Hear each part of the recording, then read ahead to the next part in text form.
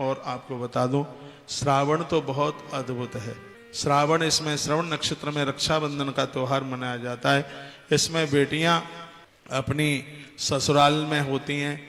इसमें हरी चूड़ियों का दान करने की भारी महिमा है।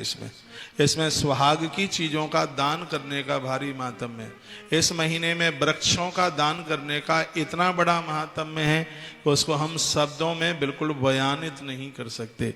इतनी बड़ी महिमा इस महीने में पूजा पाठ की बहुत बड़ी महिमा है। इस महीने में काले तिल के दान करने की भारी महिमा है। इस महीने में बेल वृक्ष दान और उसको लगाने का बहुत भारी महात्म्य है। इसमें ब्राह्मण ब्रह्मचारियों को भोजन इत्यादि कराने का बहुत बड़ा महात्म्य है। इस महीने में सैया दान की बहुत बड़ी महिमा। ये मैं सावन के बारे में मैं आपको निवेदन कर रहा हूँ। कल या परसों मैंने बोला है कि पूरा महीना गंगाधर को गंगा जल जरूर चढ़ाना, एक लोटे में जल गंगा जल लेना, उसमें काला तिल जरूर डालना, भगवान शिव को चढ़ाना और उनको सफ़ेद चंदन लगाना, उन्हें भस्म लगाना। नारायण को पीला चंदन लगाने का महात्म्य है। भगवान महादेव को श्वेत चंदन लगाने की बड़ी महिमा है। अकौआ का फूल, उसका डंठल चढ़ाते हैं, उसकी माला बना करके चढ़ाते हैं। किसी का जादू टोना टोटका किया गया आपको प्रभावी नहीं करता।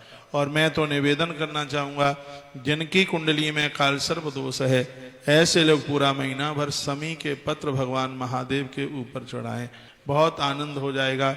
इस महीने में उसी भगवान शंकर की पिंडी को ज़्यादा पूजने का महत्व है जिसके ऊपर नाग देवता अपना फण फैलाए हुए हैं। आपके घर में भी यदि शिवलिंग है, आपके पास यदि जलहरी नहीं है, बाजार में मिल जाती है, चांदी की ले आइए, पीतल की ले आइए, तो उसके ऊपर नाग देवता जरूर हों, क्योंकि नाग देवता शंकर की पिंडी के ऊपर हों। और जिस समय फिर हम उनकी पूजा करते हैं, व्यक्ति अकाल मृत्यु से बच जाता है। लिंग पुराण में भगवान शिव की पूजा और विद्येश्वर संहिता शिव महापुराण में भगवान शंकर की पूजा का भारी मातम है। यहाँ मेरी बहुत बहनें माताएं बैठी हैं, निवेदन पूर्वक कहूँगा, एक घी का दिया अपने बेटे के हाथ से शिवालय में जलवाना। मैंने ये कथा पढ़ी है, गुड़ निधि की कथा पढ़ी है। आपका बेटा विद्वान हो जाएगा, आपके बेटे की बरकत होगी, घर में धन की कमी नहीं होगी। जन्म पत्रियां ले करके मत घूमिए। मैं जन्म पत्री दिखाने में बिल्कुल विश्वास नहीं रखता, कभी भी नहीं रखता, क्योंकि ये ग्रह हमारे कर्मों के अनुसार रोजाना ये बदलते रहते हैं। जन्म पत्री में लिखा था संतान नहीं है दशरथ राजा की में, और धुरंधर लोगों ने देखा, अच्छे अच्छे पंडितों ने देखा और कहा कि संतान योग नहीं है। लेकिन जब एक गुरुदेव ने सत्कर्म की बात कही, का यज्ञ तो करो तुम, और जहां चाहिए था एक, और यज्ञ करने से वहां चार चार चल करके आए। कर्म तो भाग्य को परिवर्तित कर देता है। कर्म के ऊपर विश्वास रखिए। और आप जन्मपत्री माथे या पेट से बांध करके बैठ गए तो फिर बैठे ही रहिए, बहुत पीछे रह जाओगे। इसलिए आप नित्य अद्भुत आप काम कीजिए, कर्म कीजिए, देवताओं के प्रति पूरी श्रद्धा रखिए, बहुत आनंद होगा।